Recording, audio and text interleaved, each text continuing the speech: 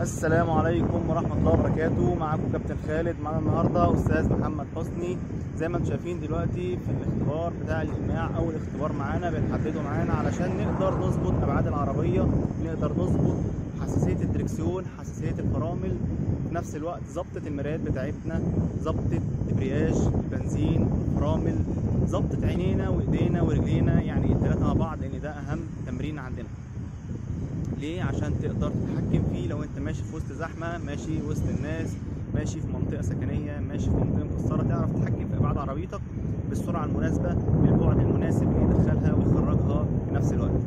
زي ما انتم شايفين دلوقتي معانا مستر محمد حسني هيبدا ان هو يرجع بظهره، لان احنا عندنا التدريب مش بالوش بس، لازم تتدرب بوشك وبظهرك عشان يبقى عندك تحكم كلي على العربيه. مفيش حد بيعرف يسوق بيدخل لقدام بس، لازم تدخل لقدام ترجع لورا، تظبط كمان يمين وتظبط شمال. طبعا انا عاملها له بزاويه في النص علشان يقدر نشوف ابعاد الدركسيون بتاعته، يشوف ظبطته، يقدر يشوف ابعاد المرايات عنده كويس جدا، واتاكد مليون في الميه ان ورا بالنسبه له زي قدام.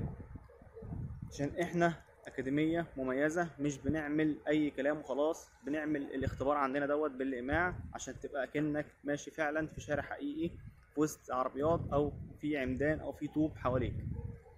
زي ما انتم شايفين دلوقتي بيظبط القمع الاخير، بيحاول يبص في المرايه يمين والمرايه شمال. طبعا المرايه بتاعته المفروض ما تزيدش عن ثانيتين اتنين عشان يقدر يظبط زاويته، ويقدر لما يطلع على الطريق يشوف العربيات اللي جايه من يمينه وشماله يظبط نفسه كويس جدا. ما شاء الله عليه، مستوى ممتاز جدا، قدر ان هو يحقق اول هدف ليه، ونخش على التحدي اللي بعده. السلام عليكم.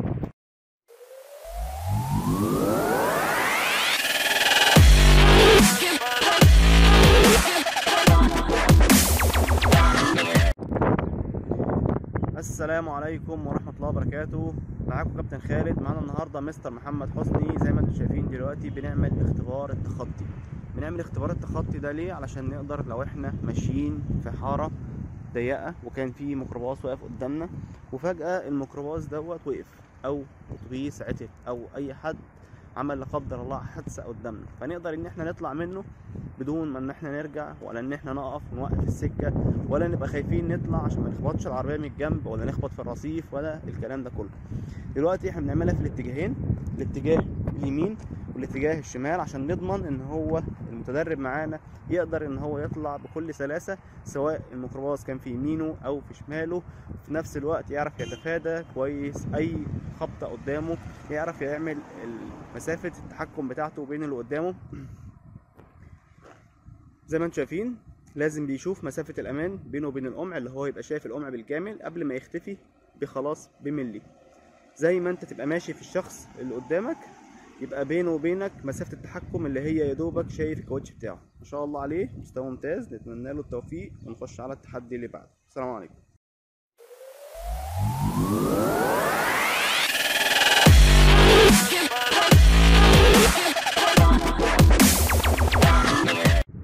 السلام عليكم ورحمة الله وبركاته. معاكم كابتن خالد. معانا النهاردة مستر محمد حسني. زي ما انتم شايفين دلوقتي قادرين ان احنا نظبط معاه ابعاد العربية، ونقدر ان احنا نعمل الركنة الموازي للرصيف. بنعمل الركنة منها كركنة، ومنها علشان نقدر نحدد ابعاد العربية في المرايات، وفي نفس الوقت في الدركسيون بتاعنا. ونقدر نظبط معاه الحساسية بتاعة البنزين، حساسية الفرامل، حساسية الدبرياج، وفي نفس الوقت نديله الثقة التامة ان انا بصور من بره، لان طول ما انت قاعد جنبه طول ما فيه غلطات، طول ما انت قاعد بره طول ما بتديله الثقة ان هو يقدر يتحكم في العربية، فبالتالي مفيش غلطات، فبالتالي بيتحكم في الركنة وبيتحكم في ابعاد العربية، وفي نفس الوقت بياخد الثقة الاكبر ان هو ما يغلطش. زي ما انتم شايفين لازم تبقى مركز كويس جدا في المرايات بتاعتك، المراية اليمين والمراية الشمال، ما ينفعش تركز في جنب واحد، لان عنده جنب فيه القمع والجنب التاني عنده فيه رصيف. زي ما انتم شايفين دلوقتي هنيجي نبص ان هو المفروض هيبتدي ان هو هيحضنها ناحية الرصيف عشان تظبط وش العربية.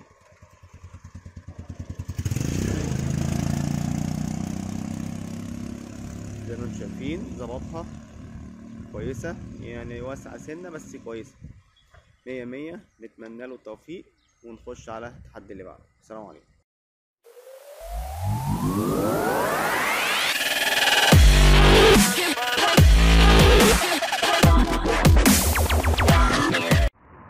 السلام عليكم ورحمة الله وبركاته. معاكم كابتن خالد. معانا النهارده مستر محمد حسني. زي ما انتم شايفين دلوقتي بنعمل الركنة العمودي على الرصيف.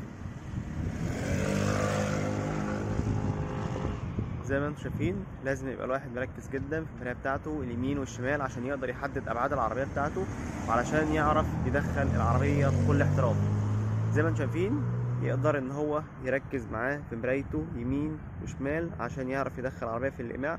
احنا بنعملها في نص شارع، بس يعني شارع مش حيوي قوي.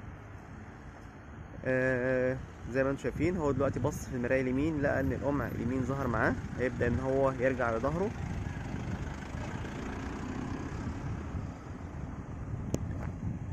هيبدأ ان هو يبص في المراية بتاعته كويس جدا عشان يعرف يحدد اتجاه الدركسيون بتاعه، احط الزاوية يمين ولا شمال، ودي بتعتمد على حسب ظهر العربية، مطرح ما بتكسر ظهر العربية مطرح ما الدركسيون بتكسره.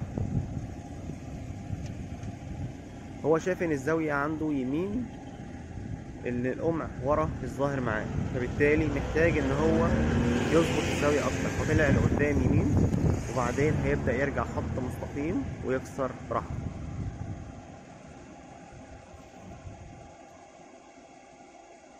طبعا بتديك تحكم كلي في العربية، تحكم في الفرامل، في البنزين، في الدبرياج، ان العربية ما تسرحش منك لو سبت فرامل، العربية ما تجريش منك لو دوست بنزين، العربية ما تقفش منك لو سبت رجلك من على الدبرياج بسرعة، والكلام ده كله.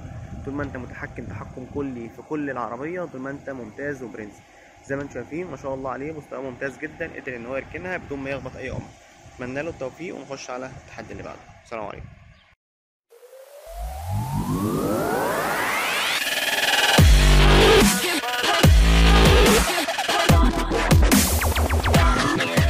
السلام عليكم ورحمة الله وبركاته. معاكم كابتن خالد. معانا النهارده مستر محمد حسني. زي ما انتم شايفين دلوقتي ماشيين على الطريق في الحصة الأخيرة.